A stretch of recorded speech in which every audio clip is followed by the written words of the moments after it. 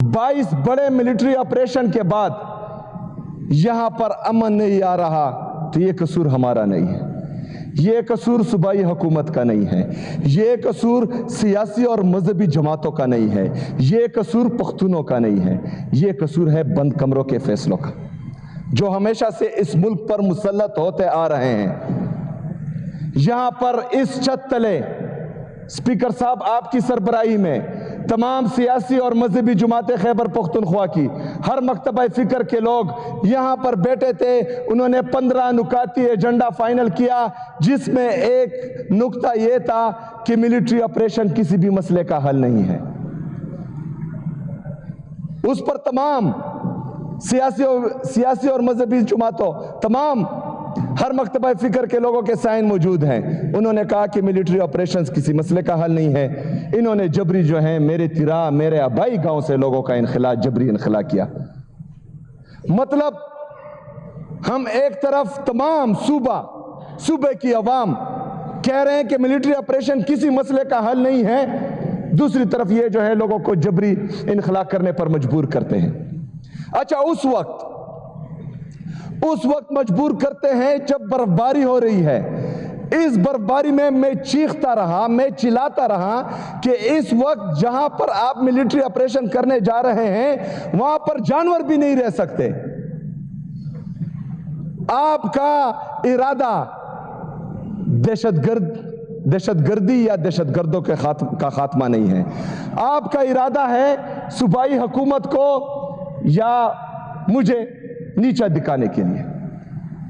लेकिन एक प्लान ये बनाते हैं और एक प्लान मेरे रब का है, और बेहतरीन प्लान जो है वो मेरे रब का होता है। जनाब स्पीकर, इन्होंने पहले इल्जाम लगाया कि स्मगलर हैं, फिर इल्जाम लगाया कि दहशतगर्द हैं।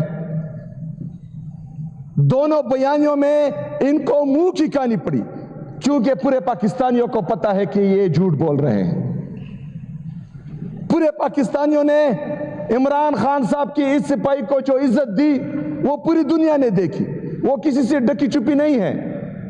क्योंकि आज भी पूरा पाकिस्तान सिर्फ पाकिस्तान का वाहिद लीडर इमरान अहमद खान नियाजी को समझते हैं। अल्हम्दुलिल्लाह इन्होंने इल्जामात लगाए, इन्होंने मुझे डराने की कोशिश की, मुझे दबाने की कोशिश की, लेकिन अल्हम्दुलिल्लाह जहां पर मैं खड़ा था यहां पर मैं खड़ा हूं, और इंशाअल्लाह ताला अपने अवाम के साथ मैं खड़ा रहूंगा। ना मुझे कोई अपने नजरिए से 1 इंच पीछे हटा सकता है, ना ही कोई मेरे अवाम या मेरे सूबे के इंटरेस्ट से 1 कदम भी मुझे पीछे नहीं हटा सकता, और किसी में इतनी जुर्रत नहीं है कि वो मुझे पीछे हटाए। जो मेरा मौक़िफ़ था वो मेरा है, और इंशाअल्लाह ये मौक़िफ़ मेरा रहेगा। जनाब स्पीकर, जब दोनों बयानियों में इनको मुंह की कहानी पड़ी तो इन्होंने फैसला किया कि तिरा में मिलिट्री ऑपरेशन होना चाहिए। हालांकि वहां पर बर्फबारी थी, वहां पर जो है इस वक्त कोई जानवर भी नहीं रह सकता, ये मैं बार बार कह रहा हूं, लेकिन उसके बावजूद ये बज़िद थे मुझे खराब करने के लिए, क्योंकि इनका इरादा था कि जब लोगों का जबरी इनखला होगा तो लोग जो है इसके पीछे या हुकूमत से मुनहरिफ होंगे और वो जो है इनसे नाला हो जाएंगे। लेकिन अल्लाह का प्लान कुछ और था। जब जबरी इनखला हुआ तो मैं तिरा के अवाम के पास गया, तिरा के अवाम ने मुझे प्यार दिया, उन्होंने मुझे इज्जत दी, क्योंकि उनको पता है कि सूबाई हुकूमत नहीं, ये बंद कमरों के फैसले हैं जो हमें जबरी इनखला पर मजबूर कर रहे हैं। उनको पता है कि सूबाई हुकूमत अगर हमें कंपनसेशन की मद में 4 अरब रुपए दे रही है, ये वो यहाँ पर डेवलपमेंट स्कीम में, अस्पतालों में, यूनिवर्सिटीज में, कॉलेज में, स्कूलों में, रोड्स में भी लगा सकते थे, लेकिन नहीं, क्योंकि बंद कमरों के फैसले जो हैं वो कुछ और चाह रहे हैं। वो खैबर पख्तूनख्वा को लिबार्टरी बनाना चाह रहे हैं, बल्कि लिबार्टरी इन्होंने समझ रखी है। एक आता है, एक तजुर्बा करता है, दूसरा आता है, दूसरा तजुर्बा करता है। लेकिन यहाँ पर पाकिस्तान तहरीक इंसाफ की हुकूमत है, यहाँ पर इमरान खान साहब की हुकूमत है, यहाँ पर अल्हम्दुलिल्लाह इस दफ़ा इमरान खान के सिपाही आए हैं।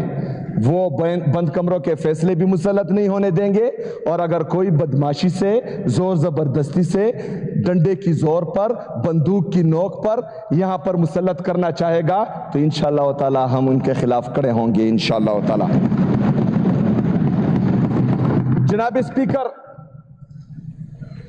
اس برفباری میں، شدید برفباری میں ان سے تو غلطی ہو گئی، لوگوں کا جبری انخلاء انہوں نے کیا، پھر ابھی ان کو سمجھ نہیں آ رہی تھی کہ جو چیز، کیونکہ بند کمروں کے فیصلے ہمیشہ اس طرح ہوتے ہیں، اس سے نقصان ہی ہوتا ہے، ان کا بھی نقصان ہوتا ہے اور قوم کا بھی نقصان ہوتا ہے۔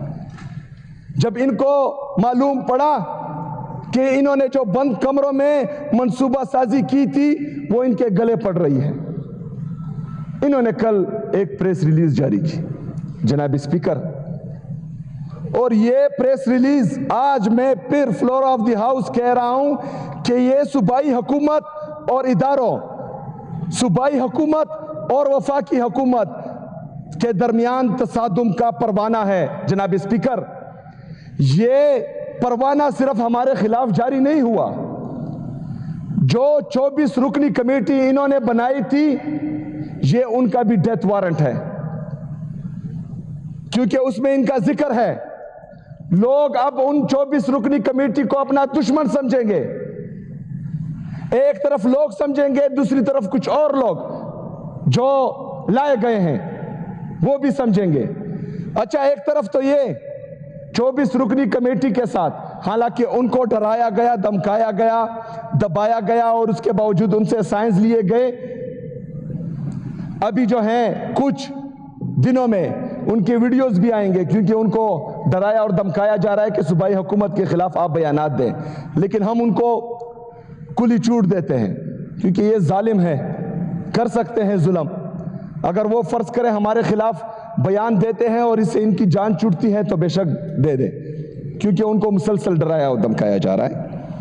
جناب اسپیکر، ایک طرف تو ان کو مسئلوں میں گھیر دیا، ان کے ڈیتھ وارنٹ تقریباً انہوں نے ایشو کر دیے، دوسری طرف ان کے جو نمائندہ ہیں کور کمانڈر پشاور اور آئی جی ایف سی، ان پر انہوں نے عدم اعتماد کا اظہار کیا ہے۔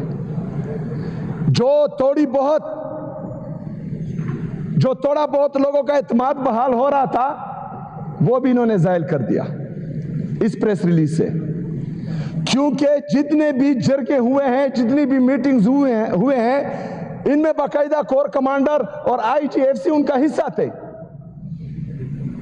تو ایک طرف 24 رکنی کمیٹی جو انہوں نے بنائی تھی ان کے خلاف انہوں نے پریس ریلیز کے ذریعے ڈیتھ وارنٹ ایشو کیا، دوسری طرف جو ہیں اپنے آئی جی ایف سی اور کور کمانڈر کے خلاف انہوں نے عدم اعتماد کا وارنٹ ایشو کر دیا۔ جناب اسپیکر، اس سے ہوگا کیا؟ اس سے کور کمانڈر کا جو عہدہ ہے، آج کا کور کمانڈر نہیں، اور آئی جی ایف سی کا جو عہدہ ہے، یہ کل کو کسی بھی جرگے میں نہیں بیٹھیں گے، کیونکہ آلریڈی میں ہدایات جاری کر چکا ہوں کل کہ اس کے بعد کسی بھی ادارے سے یا وفاقی حکومت سے صوبائی حکومت کا جو بھی کمیونیکیشن ہوگا وہ ریٹرن میں ہوگا، وربل پر کوئی ایکشن نہیں لیا جائے گا۔